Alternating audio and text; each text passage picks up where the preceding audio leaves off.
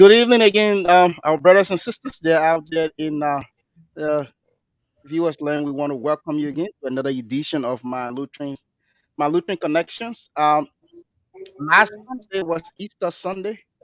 Uh, Sorry we could not get to you. We all were in the Easter fever, but today we are going to start the show in an unusual way. Today happens to be our brother and friend, brother Jerry Tablo. Today is his birthday. And Yeah, uh, yeah. we're gonna start by singing a happy birthday song to to our friend and brother, the Ambassador Jerry Cabo, all the way there in Freetown, Sierra Leone. Okay, Ambassador, disregard the tune. Please disregard the tune there because you we go. have horrible voices. No, Happy but trust me, I used to birthday. sing before. I used to sing before, That's in the right. choir. So, but all that voice gone already. So, yeah. Yeah. So Understandable. we're Anyway, gonna try our anyway, best. we're gonna try. We're gonna try. Yeah, it's from our Happy heart. We're pouring out our hearts to you, wishing you all the best. And we hope you're able to accomplish your heart desires. God is with you. God is blessing all of us. You are blessed. That's why you were able to meet this milestone. Yeah. So we will just briefly sing the happy birthday song to you. Uh, Happy birthday birthday to you. to Happy Happy birthday birthday to to you. you. Happy Happy birthday, dear birthday. ambassador. Happy Happy birthday to you. Hooray! hip hip hip hooray! Hooray! Yay! Happy birthday, Jerry. Happy birthday, our dear Yeah, brother. Happy birthday to God's you. happy abundant birthday, Jerry. blessings. Yeah, Yes. happy birthday, brother. Thank you, colleagues. Thank you, Yes. thank you to our guest, Mr. Toto. Thank you, Josiah. Thank you, Willie. I highly appreciate you guys, and I want to say thank you on behalf of my family and myself to my Lutheran Connection team. I'm happy to be part of this family. Thank you. All right, and folks, we are gonna go straightly into our program.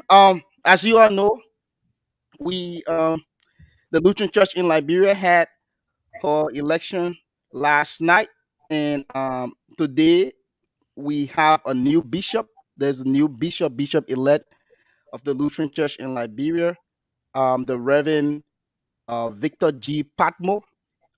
We are very hopeful of having our brother Moses Cole. Moses Cole is the CEO of the ITV Liberia. We are still trying to get connection with him. But also today we have with us our dear friend and brother, our brother George Toto. George Toto is going to also be here. He's our guest today, and we're going to be having a roundtable conversation. Brother Jokai, yesterday was the Oewite elections. Yeah, highly anticipated. And Yeah, the first thing we can say is thank God thank that God. Yeah. the entire thing went on successfully. Uh, there were no issues, no conflicts. Not by any measure. The process went on smoothly, and we say thank God, and we want to really commend the elections committee for a job well done.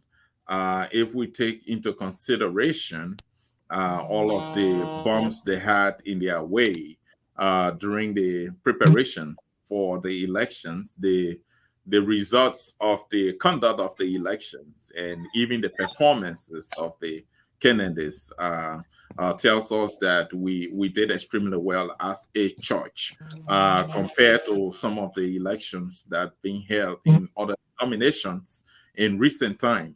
So I think we should pat ourselves on the shoulders for doing extremely well in terms of effectively conducting the elections in a manner and form that brought satisfaction, that brought happiness to Lutherans, not only in Liberia, but across the world. And I saw posts from some of our brothers and sisters from other denominations, hailing the Lutheran Church for some of them say quote mature elections. Say Lutherans are mature, Lutherans appropriately conducted themselves, during the entire election hearing period. I think is something worthwhile. We should really pat ourselves on the shoulders. I'm glad that we have Brother Toto here tonight. He's going to be sharing with us. I'm sure his insights will be very important during the discussions. We also have the ambassador there. The ambassador also comes with a great deal of experience working in the MRU, especially in community security and social cohesion. I'm sure they're doing a lot in that area. Democracy plays a role, an important role, a pivotal role, making sure that the countries in the MRU conduct peaceful elections, credible elections. They're doing a lot at the level of the MRU. I was involved with that before. In fact, under the auspices of the MRU, I was able to work with electoral commissions in Sierra Leone, in Guinea, in organizing elections.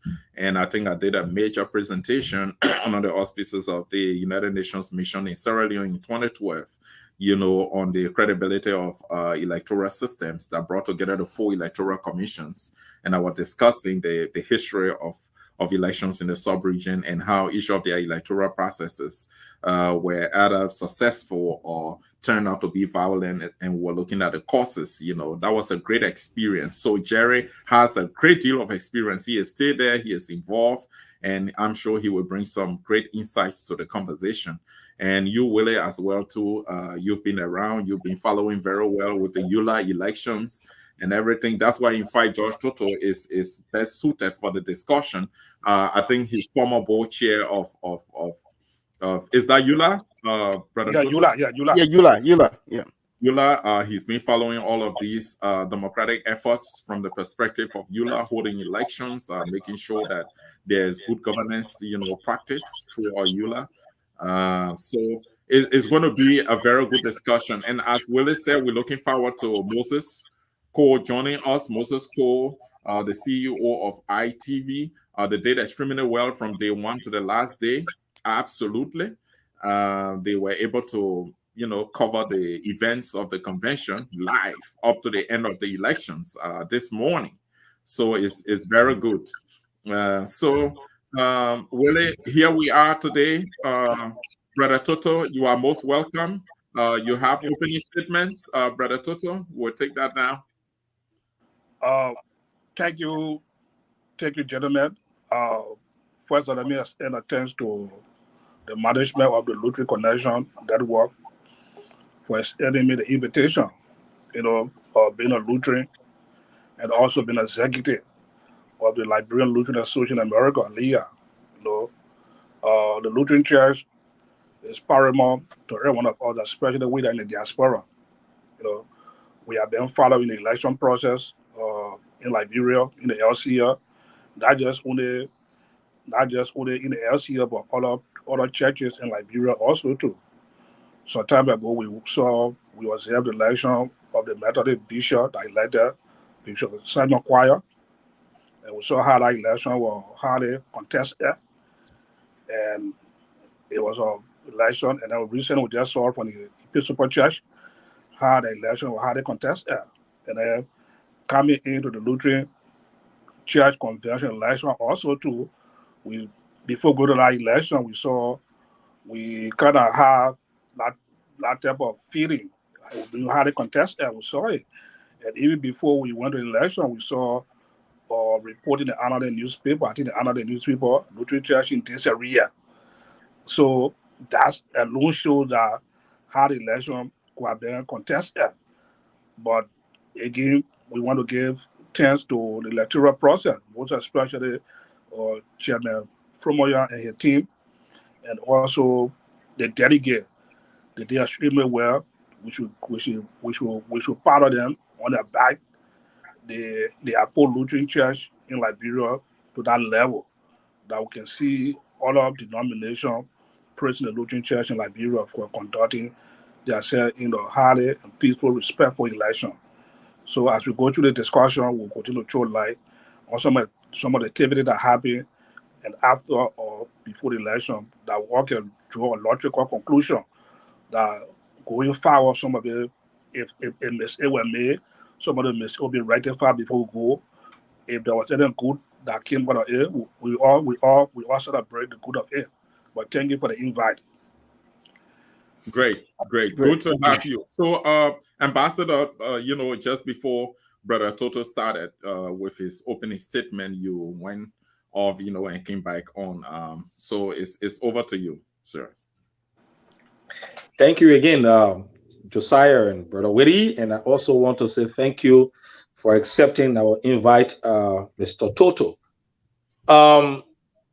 We are here to look at post-election analysis. And I will want to gauge your view if you follow the election from afar. What do you think, from your own perspective, would have been the best way for us to have perhaps minimized some of the tension that were fueling, the electoral process, especially as it relates to the Lutheran Church in Liberia? What do you think would have been the best approach, the mechanism that one would have used, to try to minimize, if not mitigate, some of the tension that was leading to personal attacks at a certain point in time, and getting people, to go haywire? I mean, I just want to gauge your view and perspective on that. Yeah, thank you so much, Jerry. Before we went into the election, right? Even look at the post-election analysis. Right now we are all celebrating, but after a few days after the celebration have wound down, we will begin to retrospect and look at some of the activity that led us to the election first of all, because we cannot celebrate a successful post-election analysis without going back to some of the causes that led us to have that tension between us. That's something that we do the local first. One of the things that led us to have the high tension of the election, for me personally, I think I don't want to share blame. In our Liberia context, I would say we are celebrating election, we get a bishop election, let's celebrate and move forward.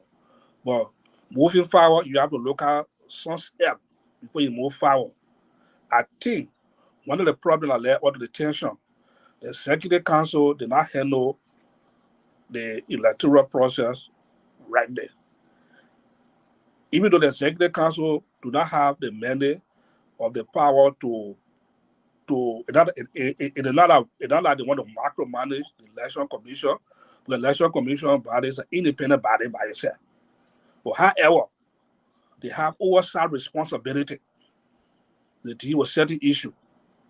But they didn't show good leadership in dealing with some of those issues. Like, for example, look, sometimes in an environment, gentlemen, you have to study the environment and lead yourself to the environment. If they need to make some disciplinary action, it's good, but what cost you should look at. These are some of the things that led to the high tension in the election. And we have the election, looking at after the election, how do we move forward? And how do we reduce some of those mitigations that can be put in place? I think going forward, we need to look at the election laws of LCL. We need to look at the election law of LCL. If it needs, the next convention need to make some amendment. How we deal with some of the issues, how the bishop office is engaged in election activity. Because the women convention in Lofa, we saw high tension even before the national LCL election or even here. But look at the women convention and election in Lofa. It was hard to contest there. And look at the result of that election that even led to some of the problems that we went to the election for. at the women convention. So these are all some of the problems that accumulated that build tension. But one good thing we are proud of, the electorate, most of the courage yesterday, and they went there, they successfully voted for the bishop-elect.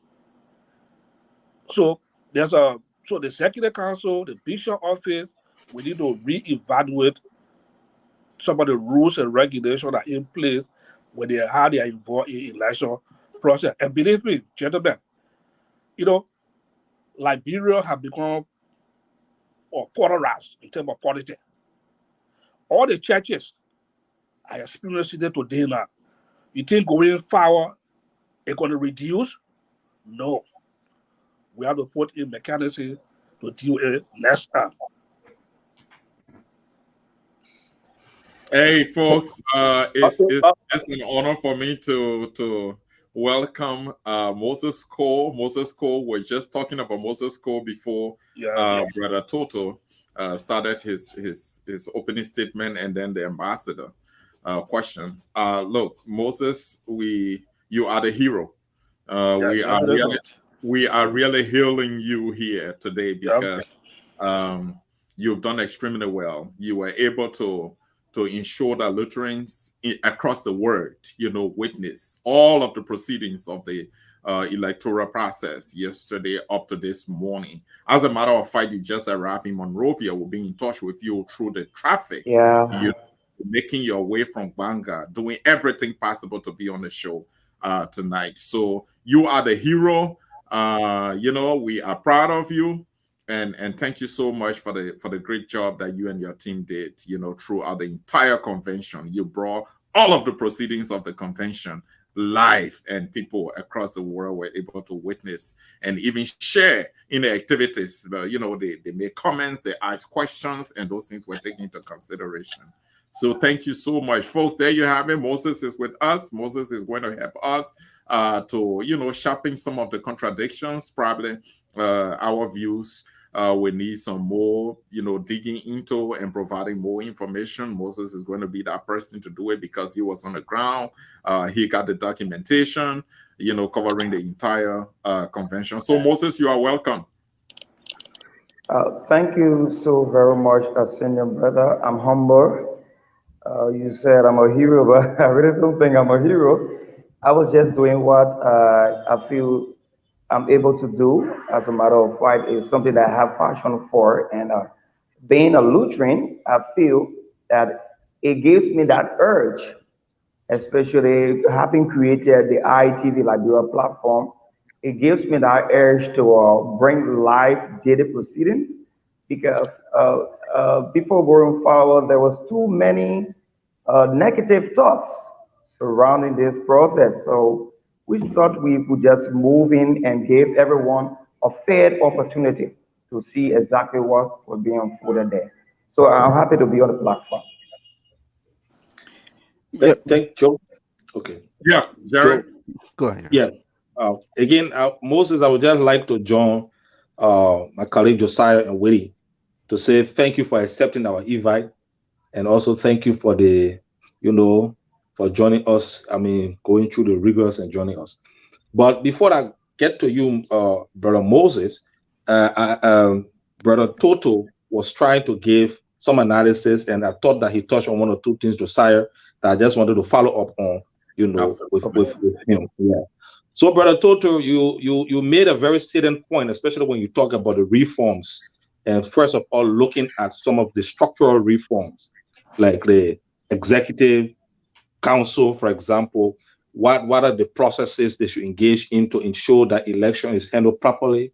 They're ranging to the election committee that will be established, and then going on to maybe reforms in the constitution itself. You understand? But I would want you to be a bit specific. And still hinging on the question of the tension that was built up. That I can say to you that the church is very divided. Forget about the cosmetic things that we saw and everybody giving speeches. The actual work has got to start when the bishop said the church is divided.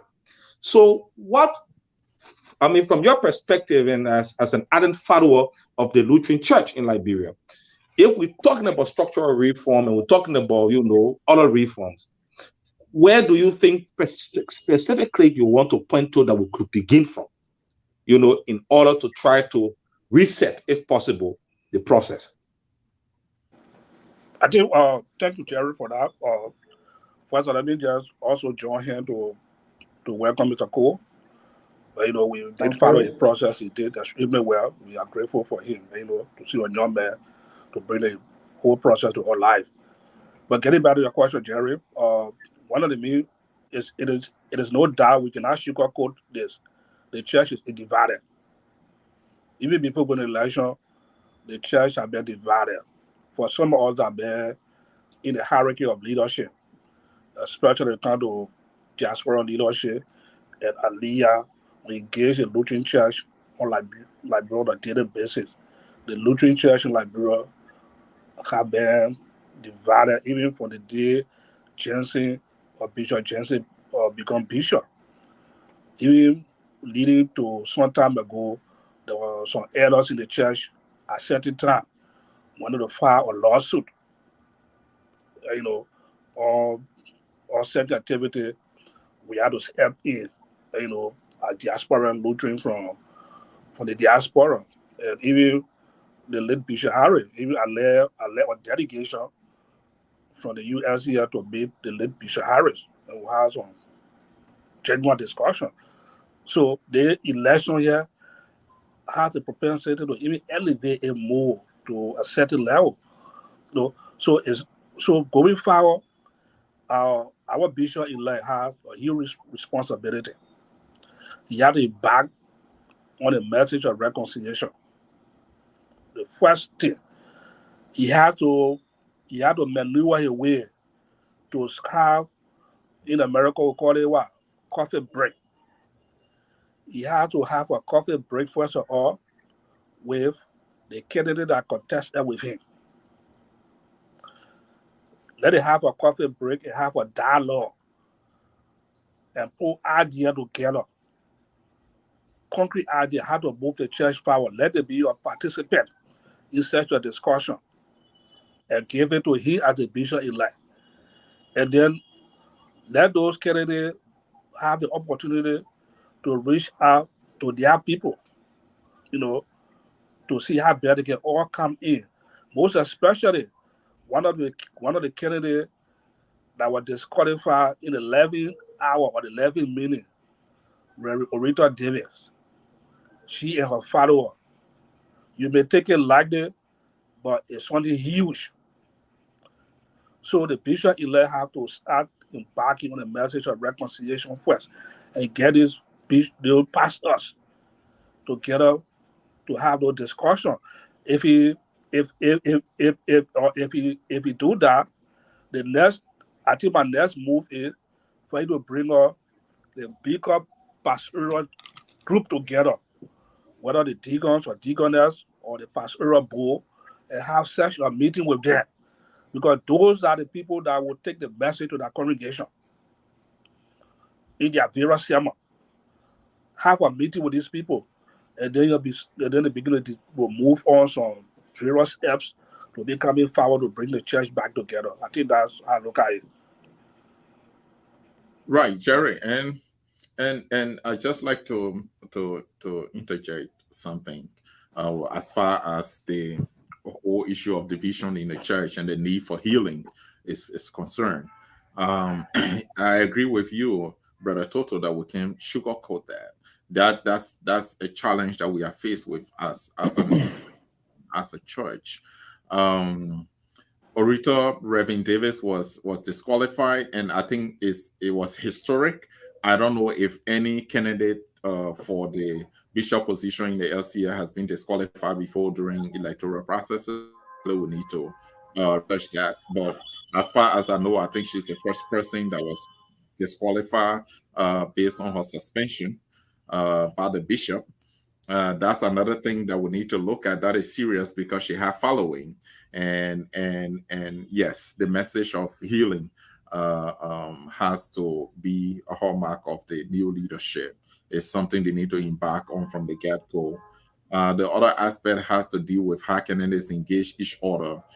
Some other candidates file. No, these are all tenets of the democratic process, to file complaint against other candidates or candidates, engaging each other in a way to undermine their campaign so that they can be the one to win. All of those are all the maneuverings that take to get votes. But in the church setting, when that happens, you have to bring the flock together, because it is the responsibility of the shepherd to do that. And the chief shepherd that we have now, who is the Bishop Elite, I think that's his conundrum, to make sure that the challenge of division that has deepened. And I agree with you, it didn't start with Cianglo.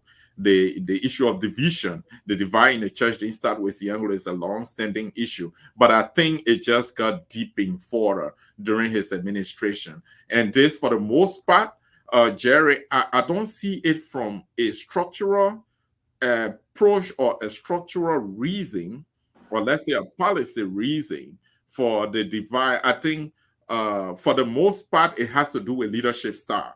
I think it has to do with leadership style. I think it was basically the leadership style of the outgoing bishop. Because let me give you some instances.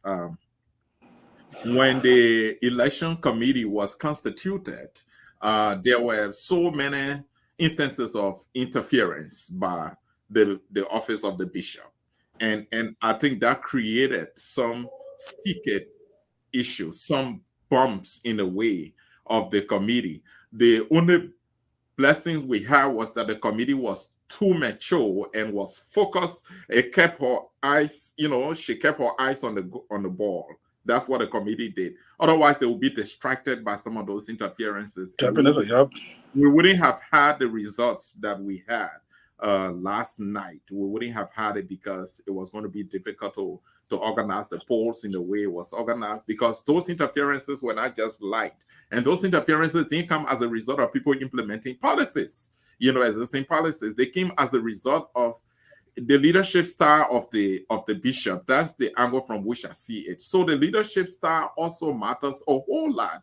While I agree that there should be reforms in the church, but I also want to highlight that the leadership style of the bishop, matters a whole lot in running the affairs of the church. I think that's one of the things that we should pay keen attention to. That's one aspect of it. The other thing is that leadership style also brought issues. And the women election took place. I'm glad that Brother Toto raised that. And the tension was very high. There was confusion all over the place. And I think the election results were even canceled. The proceedings to canceling that election result, where nobody knows, it was only canceled by the bishop. And that further aggravated the situation that led to the suspension of Reverend Davis. That's an issue. The bishop has to do that. I'm even told that after the first round, and that's why we need Moses on here, we will be going to him for those details. I'm even told that after the first round, and I think that Reverend Zeze and Patmo were qualified to go to the runoff.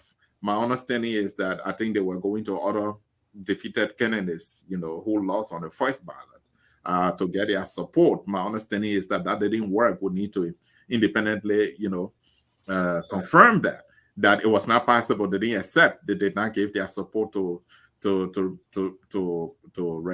Zeze. Somebody even said that. I mean, that was one of the reasons why he just came up sensibly to back off, from the runoff. But whatever the decision he took, it was good. No matter what the case was, it was good, for the interest of the church. But those are some of the issues I just wanted to add up, that we need to look at it from the critical perspective, that not everything has policy basis. Not all of the conflict has policy basis. Some of them are tied to the leadership style of the bishop. And if the bishop elect chooses, to lead on the basis of listening and working with teams in the institutions as it is structured, and making sure that everyone is heard, everyone has a seat at the table, I think some of these issues can easily be dealt with. Some of the issues can be resolved in no time, so that our church can get on the trajectory in a way that everyone will feel satisfied to give their best to the church. So, Jerry, I just wanted to chip in that angle. Willie? Yeah.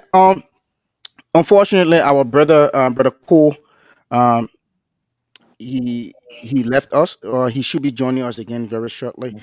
And I believe he is listening. He's trying to join us. I want to join him. I want to join the team here, in extending appreciation to him. He is actually the true hero, because God first, if not for Moses Cole and the ITV team in Liberia, um, we, those in the diaspora wouldn't have been able to get a full view of what happened. Speaking of appreciation, and before I go to Brother Toto, I also want to appreciate the conventionals. They really conducted themselves. The convention, I mean, from the very moments leading to the convention, we saw, from the from last week, or the week before last, and the early stages of Monday, Tuesdays, and Wednesdays. I mean, we saw the tension, but and a lot of people, actually thought that um, the result that we got from the convention would have been, I mean, let's call it a speed, will have been negative, and we even heard that other people were saying that the church should contact the local authority, the local security authority, to be on ground. That, if you don't have a, if you are not to be around there, or in short, I just want to give God the glory, and thank our conventionals, our parishioners, who conducted themselves, in a well, organized faction to go ahead with this convention. Um, and also, I want to thank the EC. I want to thank the EC. The EC did extremely well. I saw the EC chairman staying up late. This Yeah. chairman had, I He mean, swear that nobody made it. the old man share was just open throughout. He Yeah. I swear. mean, there was no breeze that could really, really contain his, we all saw it. So, I mean, Chairman Fromoya, if you are, I believe you are listening to us, and we believe you will watch the show later on. I mean, I want to say a big thank you to you and the team. Look, it show a high level of maturity and professionalism, Yeah.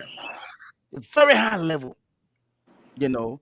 And yeah, so I really joined the team here to extend our, our appreciation right now. um Everyone is, exhausted from the convention from Wednesday or Thursday up until now, so we're going to be reaching out to them. We know we're going to get our EC has informed us that anytime, and we have the privilege that anytime we can knock on the EC door, and it will make themselves available. And also, Brother Toto, thank you very much for Quick clarification. I'm not sure we'll be dealing with them as EC again. I think that was an ad hoc committee. I think okay. so we have to Thank deal with you. them individually, Okay, so we're trying to get anyone we can get from the former EC, Right. Okay, to join us, just to share some, perspectives. But again, Brother Toto, I want to say thank you very much for joining us. With that long, premise, I just have a concern, Brother Toto, that the process, activities leading to yesterday, Saturday's elections. We spoke of it, and I know people will say that, it's elections, it's political time, but we should all understand that this is a church. This is not part of the secular world. So if we conduct ourselves in a faction where in the secular world we see us and say, look, we have to emulate the example of the people in the church. But if we in the church are doing exactly the same, or we are doing more than what the secular people are doing, then who do the secular people go to for guidance? That's the concern that I have. We all saw this, the name calling, and you know, sometimes when I mean, you guys want to come in, okay? Sometimes when you going into elections, you want to be very careful. Like you spoke of the Episcopalians, right? One of their candidates, the committee decided, or either the convention or so decided that he was not qualified, and immediately he stepped out, and he, you know, the rest of the other three kept on with the process, continue in the process. But with the name calling and all of the, you know, the you know, those hateful remarks, right? And then speaking again also of the candidate the now I shouldn't be talking about candidate anyway, Reverend Orita Davis, okay, how she was taken out of the process, and even went to convention. I think convention should have just forgiven her right there. So that's my opinion. The convention decided. That's my opinion. The convention should have just forgiven her right there and allow the process to go. This starts the healing. Okay, it build up the momentum for healing. But with all of the names, with all of every, you will find out that it will take some time.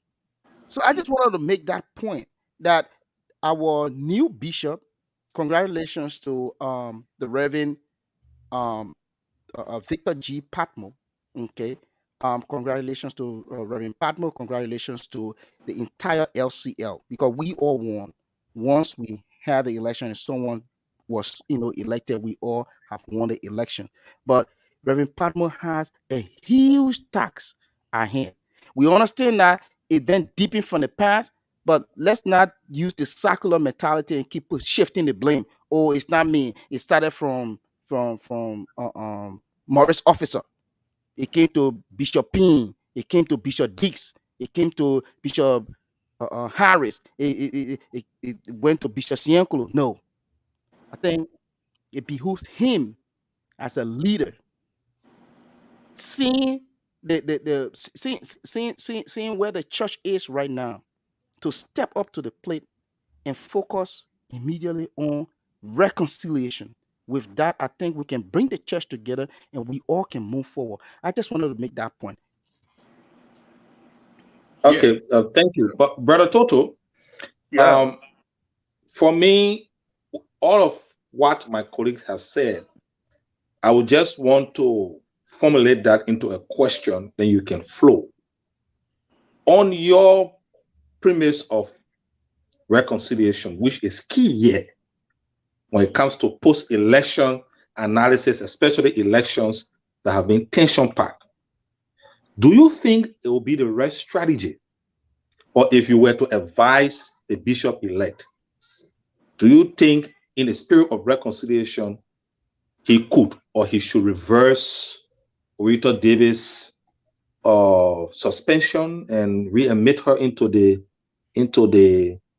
shepherdhood, the pastoral, and they can proceed from there? Do you think he will be making the right decision in the spirit of reconciliation? And is it possible for our rule to allow the bishop-elect to take such a decision? What do you think? Yeah, that's a very good question. We'll talk about tension election first of all, right? Let's just go back to some of the election that elected Bishop Harris.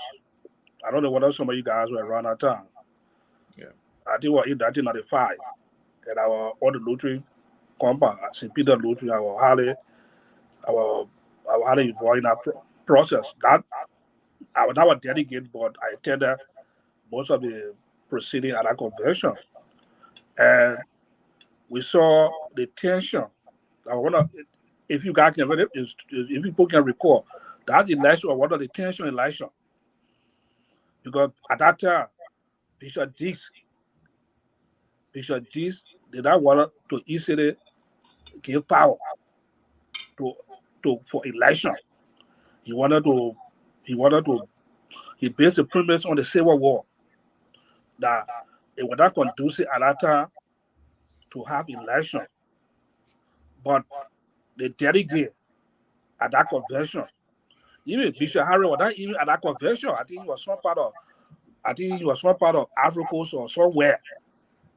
But if my memory can serve me right, he was elected, he asked him. At that time, the delegate spoke, and Bishop Dees listened to him. And when Bishop Harris came, when they brought him to Morovia to accept the bishopric election to be the bishop, one of the first things Bishop Harris did, he reached out to Bishop Dees and paid homage to him. Going forward at that time, there was no tension between Bishop Dees and Bishop Harris. No two bishops where they are today, may their soul rest in perfect peace. But they were always supportive of each other. Those were the follow Bishop Dees very keenly, and Bishop Harris. They were supportive of each other. That was a process of reconciliation. Right there. Coming to the present convention, I even spoke to one of the quote-unquote high executive council members about the same issue of Orita David. And I said that, and I was disappointed also too. I expected one of the pastors to bring that issue of Orita David on the floor of the convention. I expected that. I discussed it. We talk about it. I thought I could have to see one of the pastors to bring that issue up for the convention to pardon her. To move forward part of the reconciliation. But unfortunately, I did not see it. But however, I listened to the bishop-elect acceptance speech today.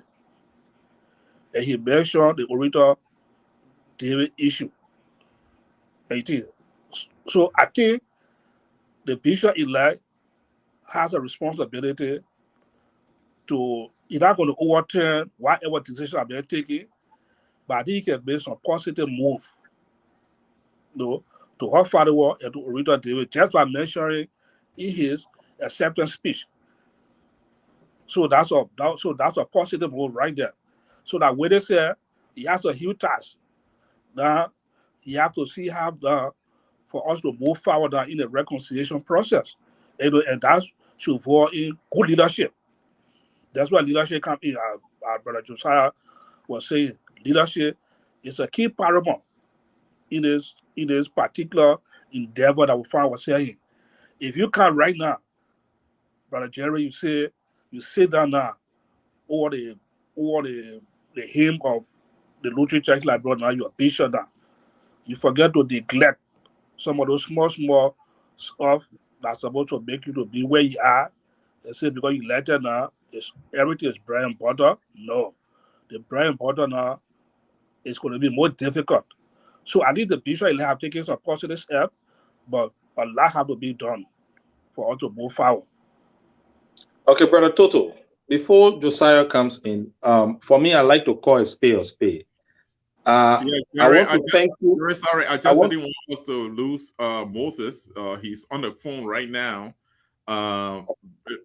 Can we just take Moses briefly because we have not heard from him? Willie, do we have Moses?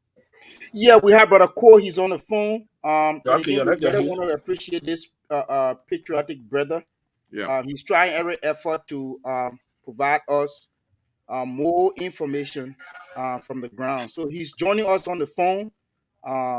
Due to connection from back home, he cannot be with us on set, but he's with us right now. Moses, are you there?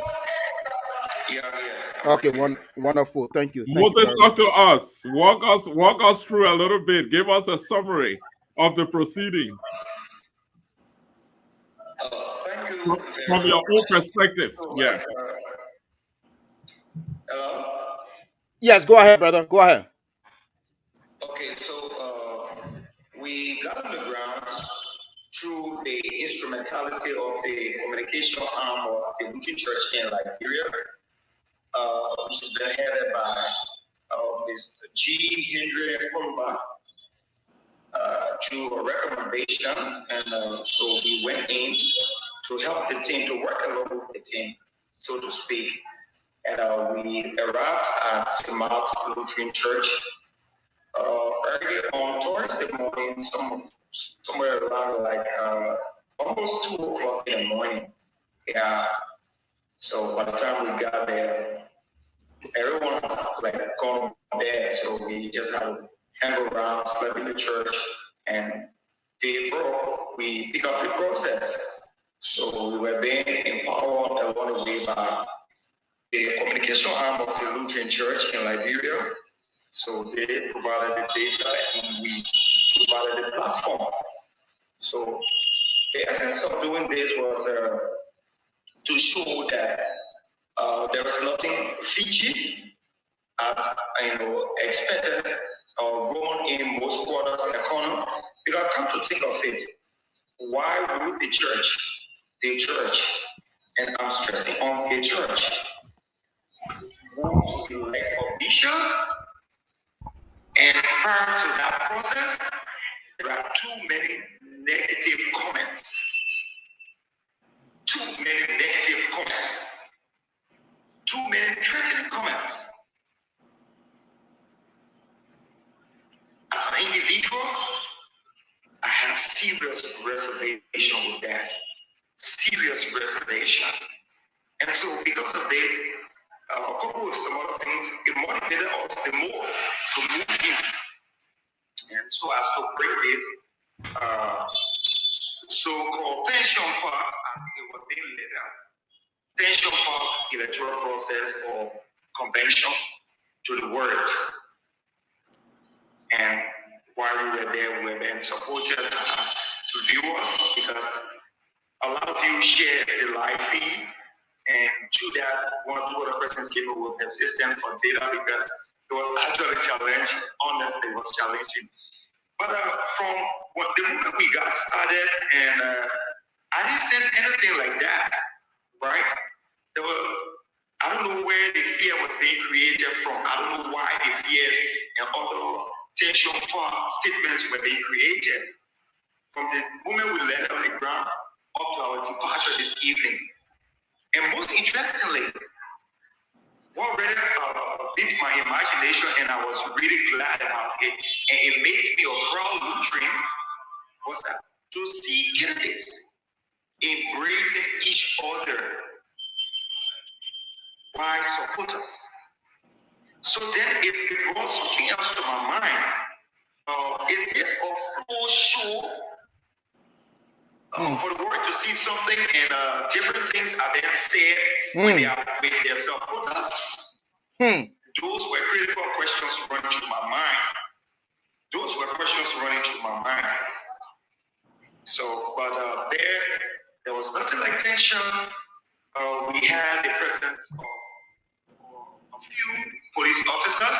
That's obvious because due to the stampede that took place at West Point, or in Yucatan rather, and government came up recommended that once there's a gathering, there should be the presence of some security personnel, so that we understood for sure. But by and large, the process was kind. You found the process online. It was relatively kind. And there were laughter all over the place, cracking jokes, especially from the outgoing bishop to, and from contestants. It was like, I mean, it was actually an amazing scene. It was actually an amazing scene. And one thing that stood up for me as an individual is that if the Lutheran Church can do this, it sends a very clear message. And it gives the church, not just the Lutheran Church, but the religious body, a moral force when it comes to decision making within our country. Because if we get more to the root and have this transparent election, I think it amplifies our voices to tell the national government or to erect those necessary checkpoints so as to help checkmate national government. But if things have gone the other way, let's imagine what force would we have had when national government gets involved into doing something contrary. What moral force would the religious community have had? So by and large, the process was peaceful. It was wonderful. And all the same makes me a very proud Lutheran. Without fear or favor, it makes me a very proud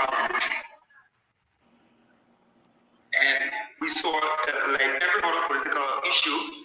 After people cast their vote, you will find small cliques. And that's why at a certain point in time, we brought the camera outside to give viewers a partial view of actions or reactions of voters and delegates, observers outside. And people were like fighting the process.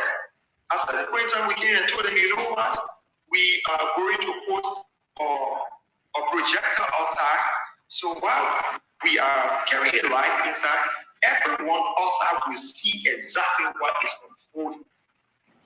And I'll tell you for free, it went well. It went well. Lutheran Church made history. I don't know whether it was because it was before camera. I don't know, but be as it may, putting all things constant, I think we set a very good example. We set a very good example. Thank you. Let me just conclude. Okay, go ahead. Please.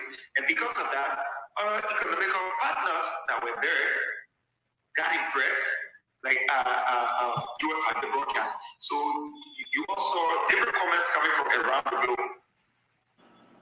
Yeah, you saw different comments coming from around the globe, and even the Liberia Council of Churches was being heavily represented. And let me just say, ITV got recommended to cover the Liberia Council of Churches, not the Liberia Council of Churches, but the Interreligious Council of Liberia next election process, electoral process. ITV Liberia is freaking live. Wonderful. All right, Brother Cole, we want to say again, thank you. Please stay with us. We're gonna keep you on the phone with us, please. And we're gonna go to our host, Brother Jokai, and he's going to he has a question, brother. Right, Cole. Stay right there, Cole. Thank you so much. That's why from the outset, we consider you a hero, because heroes don't usually engage with tasks of the nature that you are able to knock down with the goal of going to become a hero. No, they don't do that. What heroes do, they just go ahead and do the job because it has to be done. And you went in there with your mind focused on getting the job done, getting the result. And that result, today we are all proud of that result. Today we are all proud as Lutherans that we were able to conduct elections that is being considered very credible, free, fair, and transparent. And because you were able to make people across the world to watch it and to follow all of the proceedings, you know, you are indeed a hero. And we mean that. So congratulations for the job well done. You know, when you were giving your summary, you talk about the feelings that you had going to Banga based on the negativity, the extent, the measure of the negativity. But then when you got to Banga, the proceedings prove something different, a sharp contrast to the feeling you have when you are going to Banga, and you are still struggling internally. You know, you are having the different thoughts, opinions running through your mind. So why is it that we're having this show of positivity in Banga, you know, that is quite different from what I saw build up in Monrovia? So realistically, what can you say about that? Do you think what happened in Banga was just a show put up, you know, to save face as an institution, or was it realistic from the heart of our shepherds? Or is it something positive going forward that you think things are really going to change in terms of resolving some of the issues that we face within the church? What are your thoughts? Okay, so first let me say, hats off to all of the contestants. Hats off to all of the contestants. I respect them a lot, and I hold every one of them in a very high esteem. And unfortunately, I'm not very close to any of them. So it places me in a position to give a very candid opinion, right? So from the look of things there, and one particular person I must appreciate is Reverend Mumba Zizi. Yeah, Reverend Mordecai says that, you know, even back in the Bible when the sorry, I'm now Virginia, so I made like I gave you some details on biblical stuff. There was a time where the disciple needed to replace somebody. I think it was Judas Iscariot or something, and they cast the lots, and the lot fell on Matthias, and he replaced then Judas. Yeah. So why am I saying this? So I think that was a symbol of election. But in my mind, I wasn't there with them, but in my mind, I'm thinking that process was done in love. So even the other candidate there was not banned or like pulled down. And I think that's one thing we need to work on individually. Not just the candidates, not just the pastors, not just the deacons and the deaconesses, not just the evangelists. But as believers, this is something we need to work on. Every single one of us have a blind spot. Every single one of us have a blind spot. But maybe in many instances, we leave these blind spots on us and we look for the faults on others. And I think it brought to the fore, or it came up very vividly before the electoral process. I don't know what led. Up to now, I've not gotten a full detail of what led to the suspension or the disqualification of Reverend Obita Bida Davis. I don't know. I did not ask. Honestly speaking, I did not ask. Because I would for a piece of job, I would focus on that job to get it done and come back to my role. That which I did. Right? But what election for me, I see thus is that it brings up a lot of negative feelings in the church. Like someone said, if you want to remember your past, get into electoral processes. And for me, honestly, I don't know. It's a constitutional issue. It's enshrined within our constitution that there's an election within the church. But honestly, as an individual, I strongly detest that. I detest it today, I detest it tomorrow. The pastors have fellowship, the pastoral fellowship. They know each other well. In my mind, if the Lutheran Church in Liberia is a prayerful church, as we envision it, we can pray and God can select a leader for the monarchs that will not have to bring up hard fields through electoral processes. The candidates there embrace each other. Like another thing I noticed prior to it was I come from the St. Matthew Lutheran Church rebuilding of the high school fundraiser on Sunday. That was Sunday of last week. And at that program, I saw Reverend Moses Omar. He attended that program. Reverend Mordecai Sisse also attended that program. And somewhere along the way, they both exchanged platforms. And I was like, wow, that's a good sign. This is a good sign. So I think... So I'm going to ask you the question. Moses. Hello, Moses? Cool. One second, please. Yeah. I'm going to ask you this question. So you talk about the mode of selecting the bishop in the church as a concern that you have from your explanation. Yeah. So let's assume that you are the one giving the authority to decide how the bishop of the church should be selected. Would you prefer by the pastoral conference just selecting one of its members as bishop as compared to having election? Or will you prefer that consensus? They just go and reach a consensus and select somebody, from their conference, and then the person is bishop. Is that what you're suggesting? Yeah, so that would be one. And another way would be like the Lutheran Church. We do the Lutheran Church to be a praying church, right? Mm-hmm. So amongst them, there's set criteria, and whoever falls within that criteria and expresses his or her intent of becoming a bishop, their name can be written on pieces of paper. We've done raffle draws before, we've done secret files before in school, right?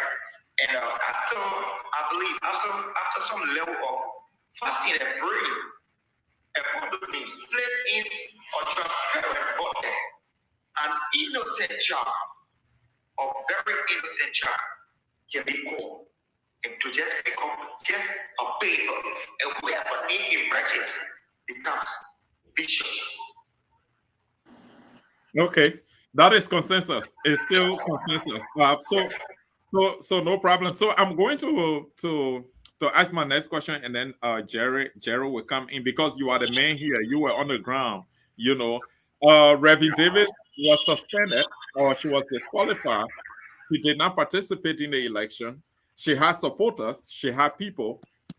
She had already convinced voters ready to vote for her.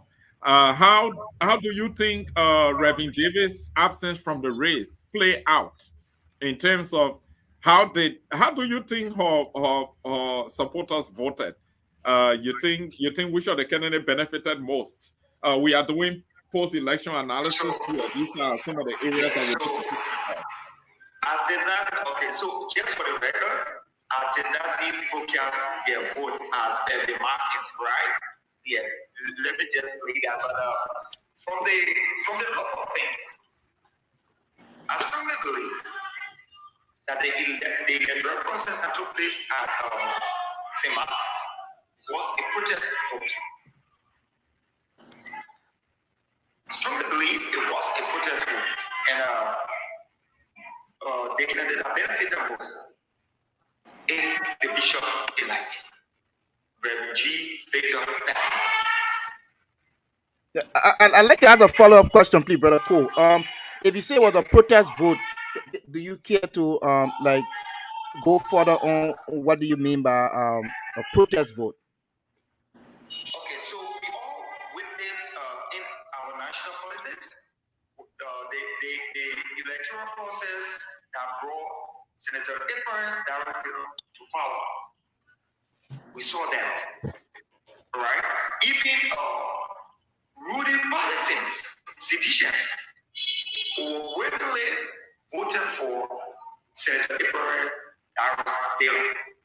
So because they felt disenchanted, they felt left out of the process, they felt marginalized. And that's what I perceived. I may be right or wrong. But from the negative news on the social media, within our local newspapers, they spoke volume.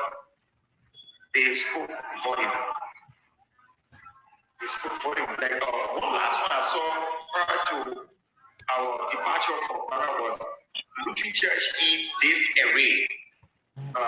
Bishop of Plateau, something like that.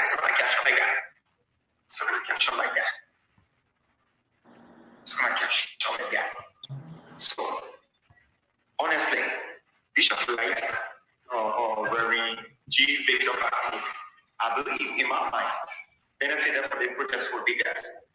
I strongly believe that supporters of Reverend David did not vote for Reverend Moses Guba. Because from the onset, I am a part of my Lutheran Connection chat room, and I follow most of those comments. And it was like a 2-house race prior to her suspension or disqualification. So many have Reverend Davis not being disqualified. I strongly believe it would have been a race between Reverend Davis and that of Reverend Moses Guba. So be as a maid where she was being disqualified, I believe strongly her supporters did a protest vote in favor of Bishop Elijah. Jerry, thank you, Jerry. Yeah, man, Brother Moses, we want to say thank you again. And firstly, I want to take this opportunity. I hope Brother Wady, who is the host will accept, and Brother Josiah, my colleague, co-host, will accept. But I think there's a possibility that the two platforms, can be interoperable. You and Witty could see how the technology can work and speak to each other. So sometimes, since you're part of the Lutheran Connection, we have our stuff every Sunday. We can have a kind of simulcast so that at least you could be able to extend, the viewership and the listenership to other people in Liberia who may not have the opportunity, since ITV is a popular and household name in the country. But that is not the question. It's just an appeal that you and Brother Witty can work on and see the possibility. Hopefully, maybe next Sunday then we could have a simulcast. But my point I want to ask is something that you said, that it was awesome, and you as an individual were surprised that Widna, one of these guys, were cosmetic about everything they were doing. But what was comical, when you took your camera outside after Reverend Zeze hugged Reverend Pambo, and they started to make the speech, and that long, very touching speech that was given by Reverend Zeze. I saw everybody dancing. And when you ask the question, why are you so happy? Why are you dancing? You will hear the person say, the bishop I wanted, the bishop was elected. Almost everybody started saying the bishop that I wanted is the bishop that got elected. So it's like we have no opposition. So if everybody there was saying the bishop I wanted was the bishop elected, then what, they didn't have a consensus and just say, Reverend Pambo, go there, then to come and waste our time, we get unnecessary tension, and at the final night say everybody in the place dancing, or maybe your camera didn't go to the right place. Please tell us, my man, where your camera stop. That's a good one. Yeah, thank you so much. We had a tour around the grounds of the Simak Lutheran Church. So what actually happened was, after the first round of voting, and while people were patiently following the tabulations of the results, because like I said earlier, it was being projected outside. And thanks to the communication arm of the Lutheran Church in Liberia, right, it was being projected outside. So where voters, delegates, observers, economical partners, international guests, they all sat watching the process. And after that process was being climaxed and the result given for a runner, people who did not have their candidates who were in the runoff started to leave. Most of them left. Yeah, meaning if there would have been something like a marriage or a crossover, it means just very few people were crossing, from one point to the other. Or a lot of the other voters have left on grounds that the candidate have not won. So after some level of, I don't know what video was being concluded on, whether the candidates came together, whether they had a dialogue, I can't really say because I didn't see that.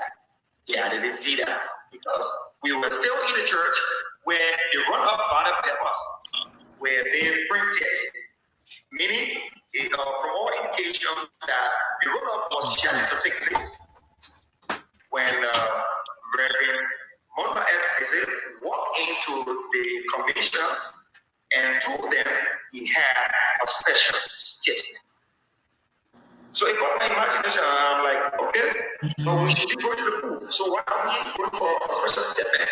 So apparently, in my mind, he might have said it to the head of the election commission, Father James Fomuya, and because of that, it brought the runoff to a halt. And what it did was, besides bringing it to a halt, is it resources?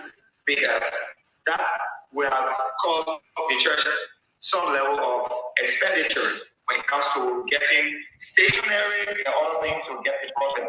Even supporting the process, because it means that we have stayed there up to 2, 3 in the morning, and we could have been there without electricity. We know what Liberia is like. We could have been there without some form of water or coffee, something to keep the team working, right? And more besides, it will also mean that ITV, Liberia, will have gotten caught up along the way in terms of data or how you call it, battery, right? So it said a lot of things. And upon his pronouncement, it's like this is something that people anticipated. So everyone broke down into jubilations, and they were hooking, embracing all over the place. All over the place. So Moses, I'd like to ask you right there. Moses? Hello. Yeah. Yeah, I'd like to ask you, I don't want to lose my thought.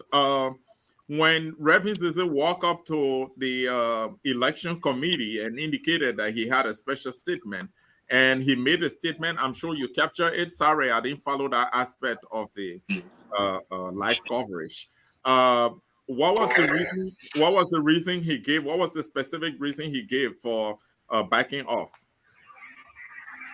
So, like I said, I hold all of the contestants in a very high level of respect, of a very high level of respect, and I give them a very high esteem, right? So he walked up to the platform after the chairperson of the election commission or election committee had given some briefings, and then he was given the privilege to make the statement. And in his words,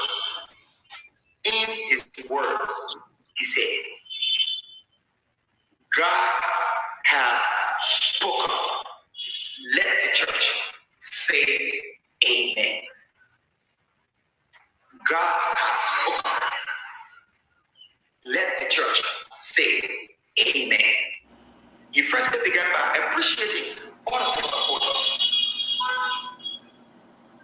And he apologized to his supporters and told them that though he informed some of them, but not every one of them were in the know of the announcement he was about to make. But in the interest of fostering unity in the church, he accepted defeat and allowed Reverend G. Victor Patmo to become the victor. Those were the words.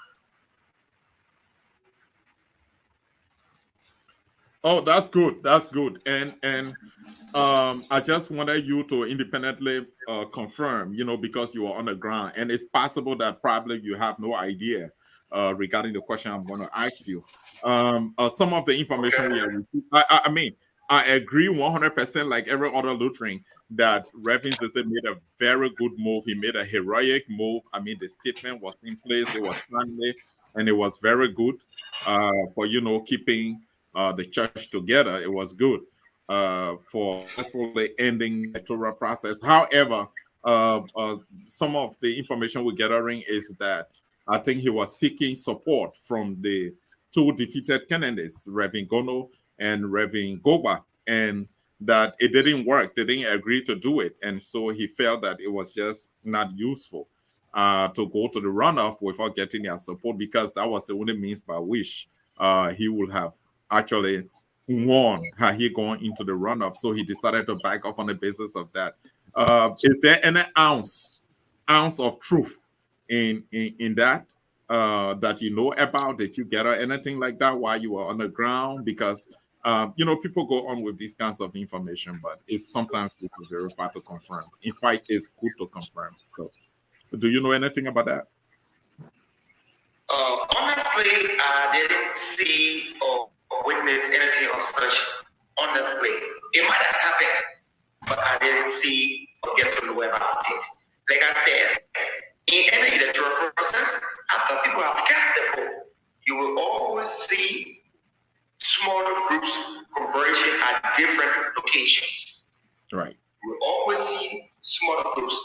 So I can't authenticate nor deny such a statement.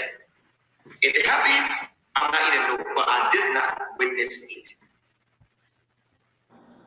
That's good. Thank Okay. you. Guys, Jerry, there you have it. Willie, I think we will go to Brother Toto for now, and Moses will stand by.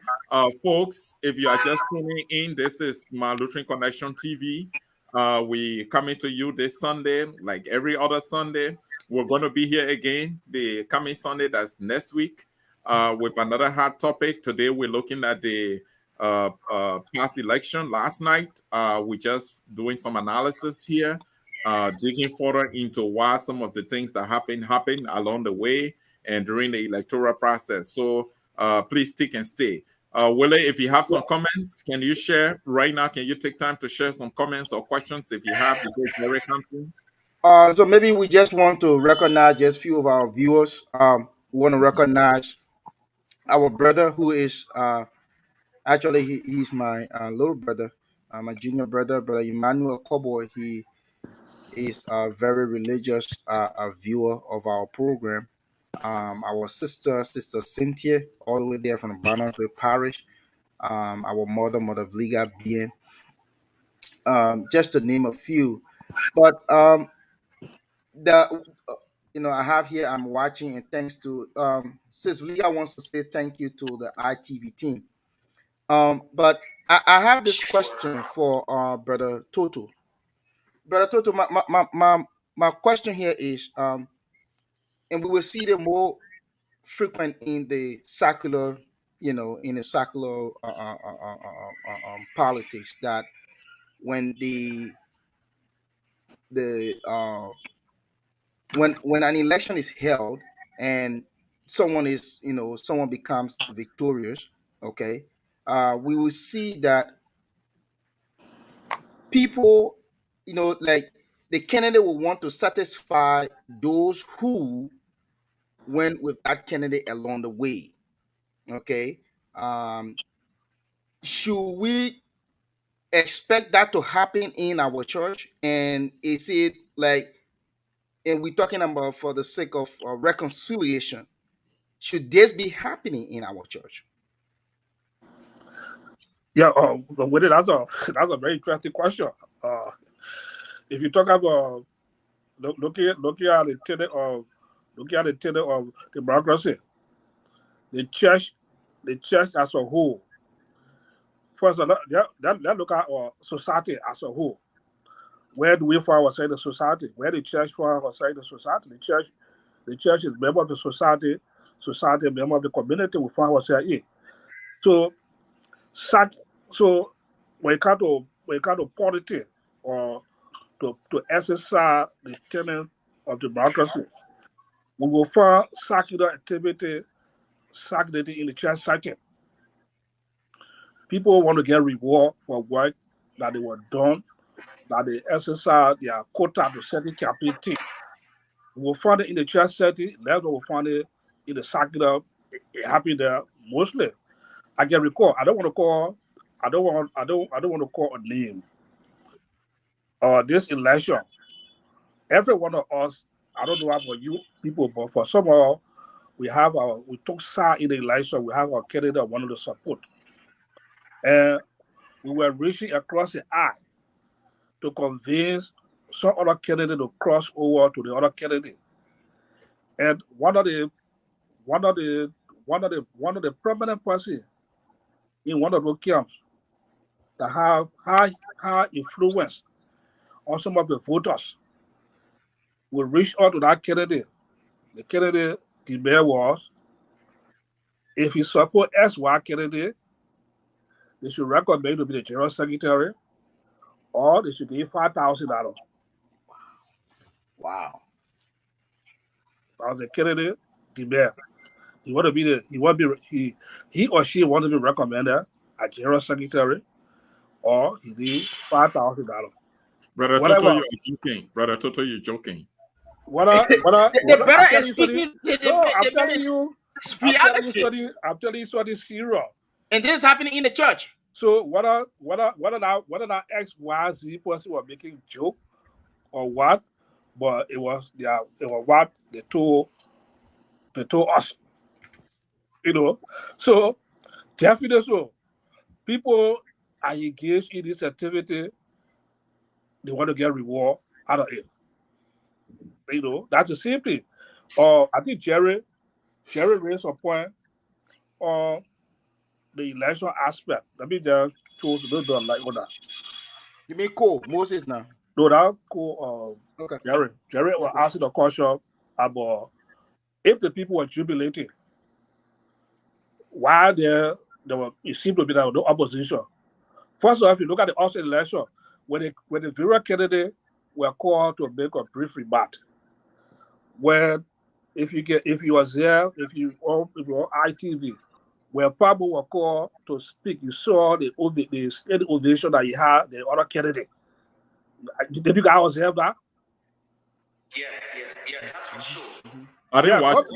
Go back to ITV. Yeah, go back to ITV. All the candidates were called to give a little bit of remark. They applaud and the embracement was a little bit less. But when Pablo was called, you can see for the high table down to the delegates, you can see that's the ovation that was given to Pablo. Was that prior to the election? At the election. Yeah. Before the election. Okay. Before the election, when Pablo was called up to give a 2-minute remark or whatsoever, you could see how he was well applaud. So that shows that the candidate or the delegate also went there with a particular mindset. For them also to show that there was a particular mindset that they went there, even though the election process had to take place. You know, like so whether to get back to your question, look at the category, look at who also made some point also to when it comes to election, the bishop also to have his own personal reservation too. And also I agree when you also do that. Look at the Catholic Church. Who elects the Pope in the Catholic Church? The cardinals or bishops. Those spiritual heads, the cardinal or bishop, they go and elect the next Pope of the Catholic Church. So it does not come down to delegates and also because the reason why the Catholic Church did that for, they try to make it more spiritual. They take the secular aspect of the secular world because we that in the secular world, when we come there, we come with a predetermined mindset. And asking for 5,000. Yeah, we come with a predetermined mindset. You know, to contest the election, want to get reward out of it. But the spiritual head of the church, they seek the face of God. For God to give a direction, for God to give a guardian, as who they want to elect to overhear them spiritually. So that's why the Catholic Church focus there on the cardinals and bishops to remove all the various tension. So I think also too, maybe as we go forward, things will improve. But this election created tension. It created doubt in the mind of people. We thank God that our delegates really perform well to impress the world. Whether they were doing it to show face, as Brother Josiah was asking, or not, but let's look at the positive aspect of it. They did extremely well. Yeah, Jerry. Well, Brother Toto, Yeah, you really gave us some staggering revelations, and I mean, in the day and age, that I hope that was just for fun. I hope that person meant it for fun, and they were not. I hope that person have fun. They were not serious. But my point is, you see, you brought in the cardinal bishop, which is a very good approach. That anybody looking at the way over a period of time doing your analysis, elections, attention part is marked with a lot of different types of approach and vulgarism that are not necessary for the church. People want to assume without admitting that we should be able to have a reform in our constitution to allow us to have this kind of approach where we will have our spiritual leaders electing the bishop and coming to us. Like that, it saved us a lot. And one of the political issues you mentioned, which is we call it a downward spiral in politics, is the winner taking all. And you know, and that is the downward spiral for the fact that if you go and be in the trenches with me, you heard Victor Palmo on ITV, and you heard of Moba Zizi when he was giving his conceding speech or message on ITV.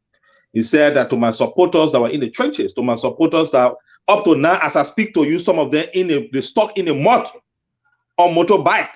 That is why he said up to the time he was conceding, some of his supporters have not reached. They were still stuck in the mud looking for a vote. You know, and that was comical. But I was kind of wow. But then the guy supporters are very, very interesting. You know, and if the guy would go to that extent and you win, he will have an anticipation. Either to be a GS, either to be BA, either to be something. And if you attempt not to do that, what happens? He's going to go amok. And he will come up with a lot of things to undermine your leadership for the fact that he's not benefiting from the table. He wants to be around the table. All of those things come along with election as the downward spiral. So in order for us to try to do away with them, maybe in the church, we should adopt another approach by our constitution. The 50+1, for example, people thought that why couldn't there be simple majority? Why must we go to second round? Like we have it in the national election, we have 50+1 to make sure that the person win. And like our brother Cole was saying, you see the resources that we're going to take, both human resource and material wise, and all of those things just go vote for second round. So why can't we have simple majority want to do with election? But we could propose that, look, let's do the cardinal of bishop. But my point to you here is, if Brother Toto, we want to adapt that concept, maybe from the Catholic Church or the Episcopal, the Catholic Church, so to speak, not Episcopal Church. Do you think the current reality that we find ourselves in as Lutheran can be able to work for us in a very, very seamless manner? Jerry, that's a very good point you raised. I think from my personal, the way I look at things, from a projection and the forecast, I don't think the current reality will work well if we don't make some serious amendment. I think I put a post on our 50+1% something in our constitution. First of all, look at the number of delegates that go to convention. We were blessed. Let's say we celebrate Zizi. For Zizi to come out to make a revelation, to concede. In case Zizi go and say, you know what, I want to go to the last minute. What will happen? Well, the EC, look at the facial expression first. When the percentage were announced, look at the facial expression for the EC. Were they prepared to conduct a second round? Who knows? The people were tired. Yeah, who knows? Who knows? Probably if we want to put a devil advocate. It was overwork. Seriously, Yeah. it was really overwork. You know that? Who knows? Probably something will have worked behind the scene. This is you know what, man? And something will have worked behind the scene. This is you know what, something will happen, but man, you know, Palmo like your big brother, you know, man, 3 or 4, all the things, man, let's just talk to Cecilia, just see. Let's just let it be done and go. Who knows? Especially looking at the math. Yeah, look at the map. I think basically the math and George, Brother Toto, sorry for the interruption. I think basically it was the math. I think he never had a vote. But he can't. Gono and Gogba, and it was just wise enough to do that. If I were the one in that situation, I would have done it. If I didn't get experience from Gogba and Gono. Yeah, who knows? Probably go and say, you know what? You boy, I say, hey, you know, I'm going to fight it here. I had a hope for people. I got to hold my poor, I will still do it. Who knows? Probably was it easy, really prepared to have to conduct another election back to back? No. So those are things that we should look at. Those are things we should look at in moving forward to change some of the dynamic. You know, I mean, the 50+1 something is good for national election.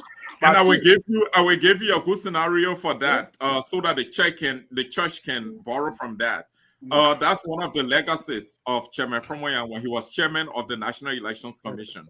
In 2011, we conducted the referendum alongside with the election, and one of the propositions was to deal with the absolute majority vote, the 50% plus one vote. You know, you have to get it. You know, so for the representative and senatorial election, we succeeded.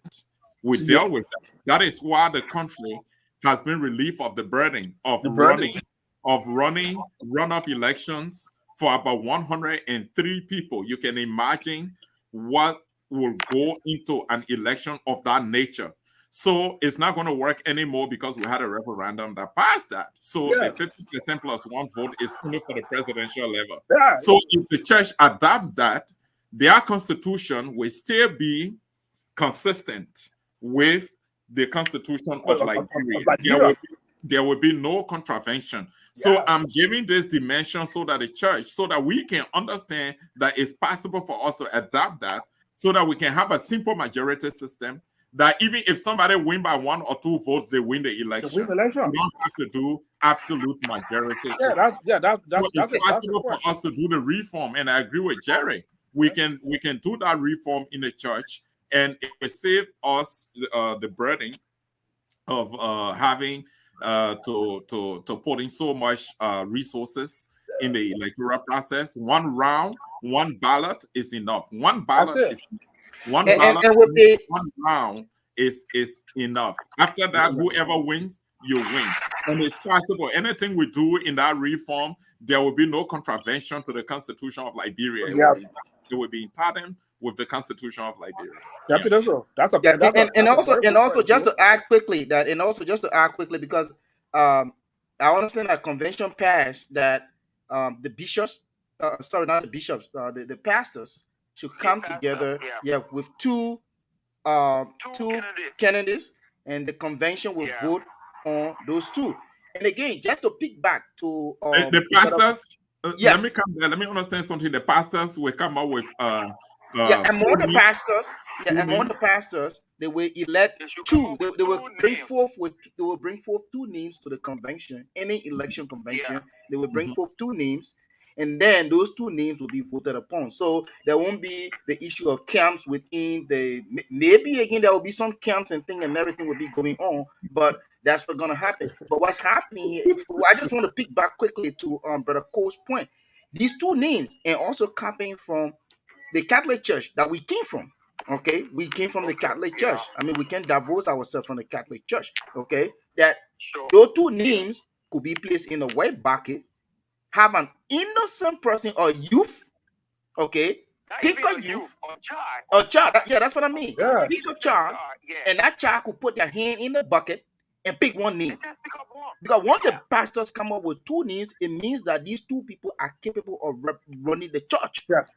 And those 2 names could be put in a bucket, and that would save resources. It would save a lot of things. That would save too much of this camp and too much hatred. I think it will go well for our church. Our church people need to listen to this, and they need to copy something from this. That go in there and just pick one. What's the need of going and say, you do this and you do this, and just grab one from there, and that's it.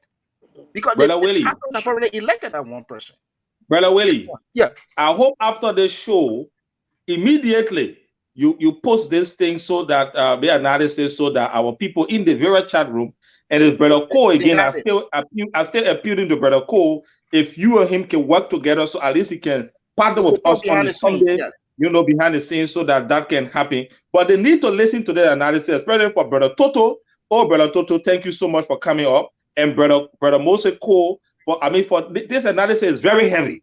And I hope they will take this recommendation into consideration, But for me, this is going to be my last. and question, and maybe that will be in my closing statement.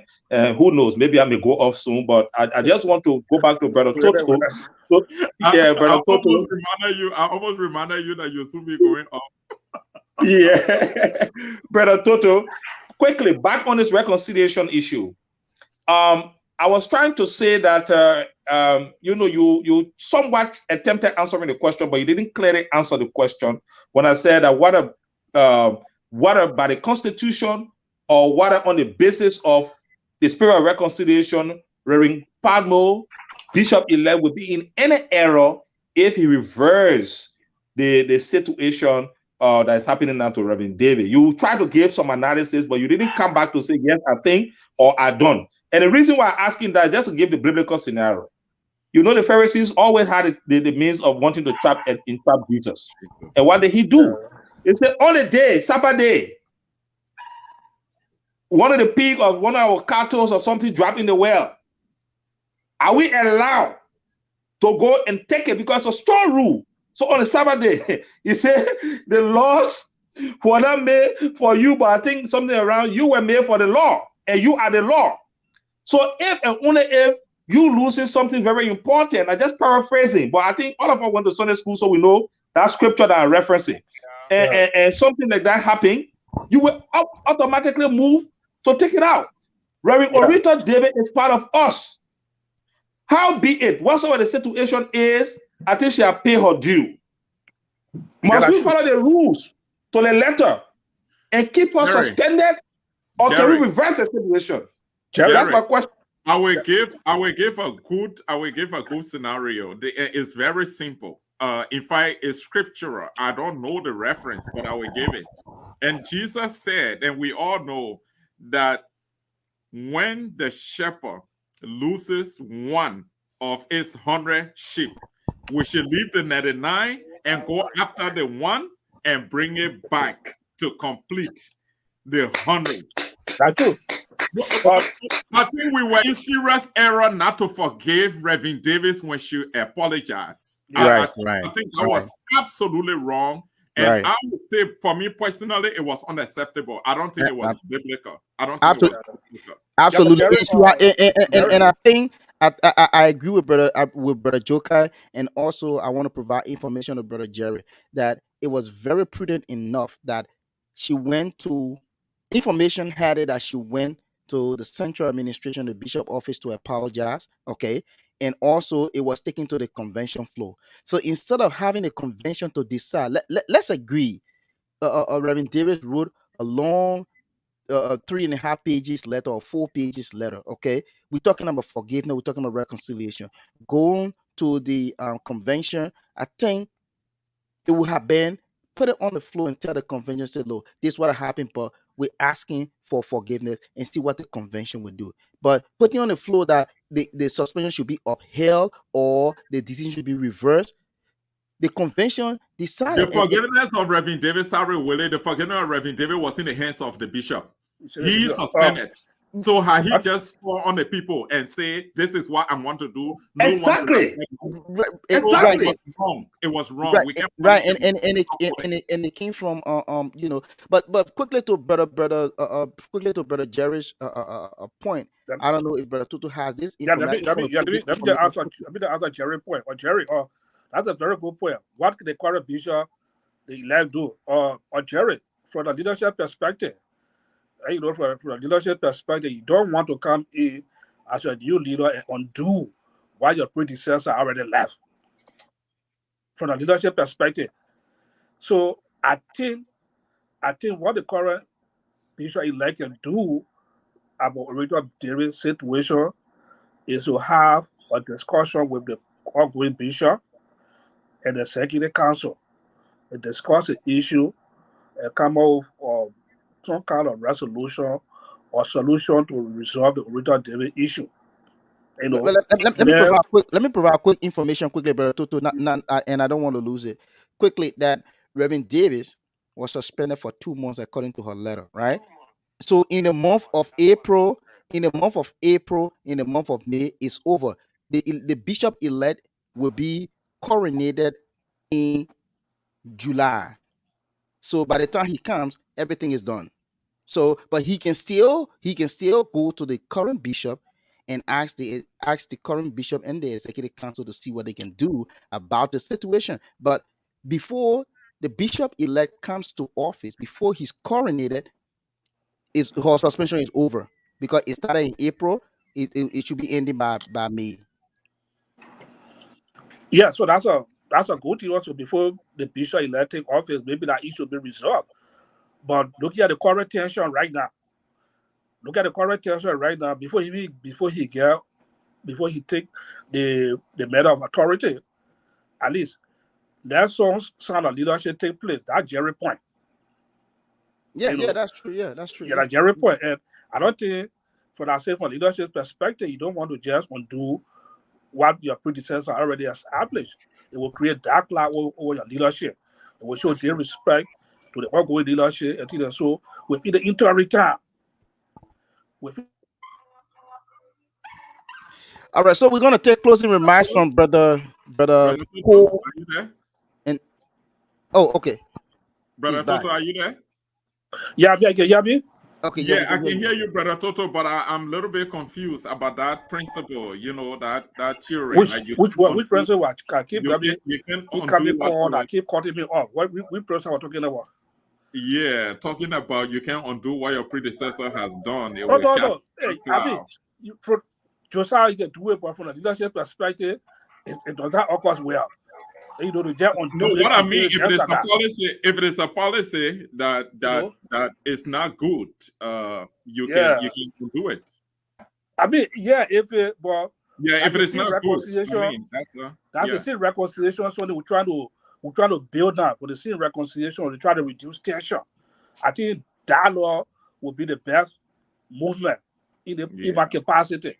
Yeah. You know, but to be frank, the original David issue, like I told one of the, I think, if I'm not mistaken, Josiah, I think you must have had a phone conversation, and I said that the original, and I told you that it was wrong, the decision I was taking on the original David issue, going to election to make a decision, I was wrong. I told you that.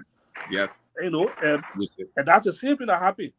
It was wrong from the bishop office, the executive council, whatever decision they took on original David issue. They need to correct it, but they need to make some kind of statement to get her back. Even if the 2 months suspension is over, original David come back. She may not be too well, you know, that she said for suspension. Yeah, it may not go too well.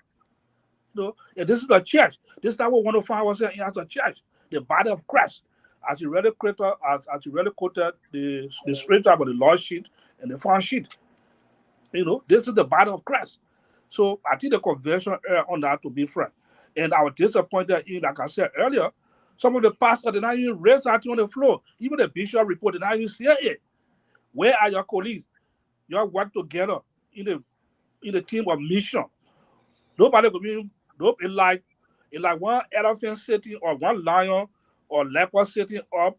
Then people afraid to speak that if they talk, the lion or leopard come and grab them.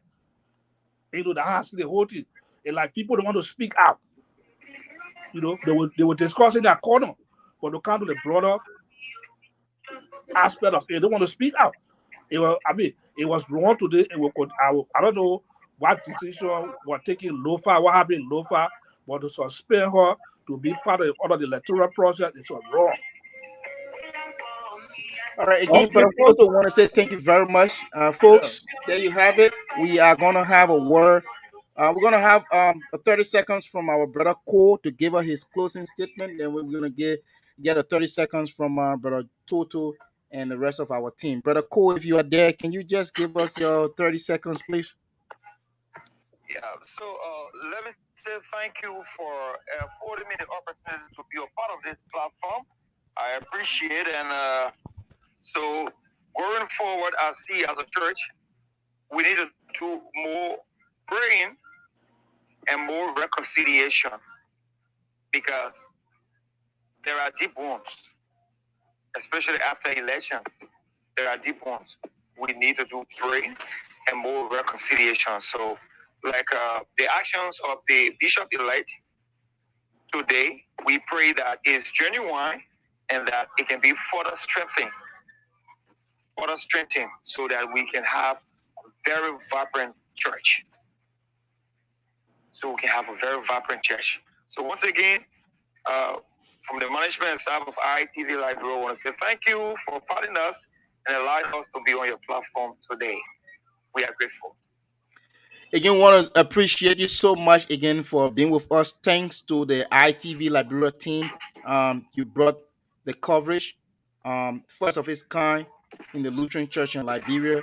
We do appreciate you. We're going to have a conversation with you moving forward. Again, we appreciate you, Brother Cole. Extend our appreciation and gratitude to the rest of your team. Thank you so much. All right, Brother Toto. Yeah, thank you so much to the team of the Lutheran Connection, Jerry, Winnet, and Josiah. Let me say thank you for the invitation. You know, this is a very good analysis to try to analyze the post-election activity after election with LCR. And we hope that the election have come. Election will create bad feelings. People will be disappointed. And we hope and pray that after a certain time, we will sit and look back. Those bad feelings will go away. And we have a new bishop now. Let us see how best we can wrap our hands around our new bishop and support the mission of the LCR. The church is the only church that we have, no matter where we are, especially within the diaspora. Let's support the mission of the church. Let's reach out to the bishop if we have the time. I personally, I know the bishop elect personally. I engaged him on a lot of occasions before he was bishop. Even when you were Phoebe Hospital, I engaged him on a lot of also activity that when we were contributing to the electricity problem at Phoebe Hospital. We are some Bon County citizens. So I have worked with him before. I know he was tolerant. You know, so I hope and pray that he will transform some of the good attitude, behavior that he has into his bishopship. At the end of the day, you have a successful leadership, and we all will work along with him to make his dream come true and be a successful bishop. So thank you so much. Let's continue to work together. Continue. I admire the platform so much. And hope that every Sunday you guys will come up and go more deeper, you know, in other aspects of the church, not just on the pastoral aspect, some of the social aspects of the church also to what is happening in congregation. That's just only the Moravia based area, but some of the rural area, some of the Lutheran church in the rural area, you know, to provide some in-depth analysis, courage, what is going on in their community, in that congregation that want to know about, especially within the diaspora. If we're going to be a help to some of those congregations that are far from Moravia, you know, so I think, like you guys already said, if you guys can network with the ITV to move the platform, move deeper into rural Liberia, where it's the cornerstone of the Lutheran Church in Liberia, that'll be a great help to people that in the diaspora to show the world about LCR like ITV did whole in the electoral process. So that's a recommendation. So thank you so much. Thank you so much, Brother Toto. Your recommendations, well noted, and we always appreciate your views. You know that. We will always call on you when we find it necessary.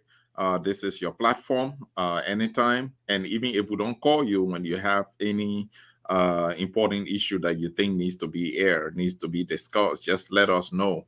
We'll bring you on so that we all can share, we all can discuss in the interest of our church. Again, like everyone has said, folks, the elections have come and gone. We have a bishop-elect.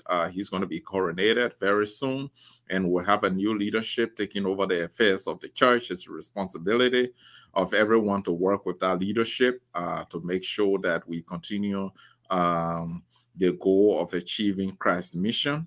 You know, so again, next Sunday we'll be here. Thank you for following. Thank you so much.